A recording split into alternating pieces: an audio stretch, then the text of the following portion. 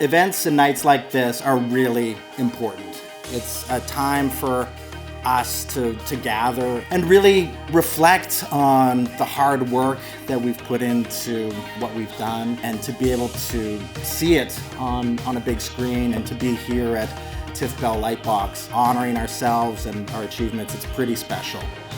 It feels wild. It feels really wonderful just to be acknowledged in this way. That was amazing to see my own movie on big screen, really.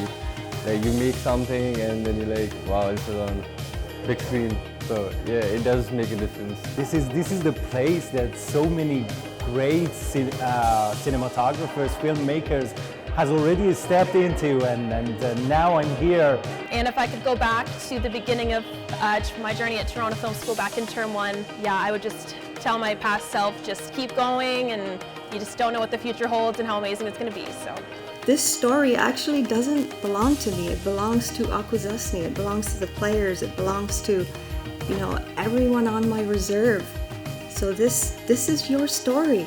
To see students that have worked so hard on their projects, to see their films on that screen, there's nothing really like that feeling. This award is really for all the moms out there who are just working so hard to make ends meet and bring love and safety into this world.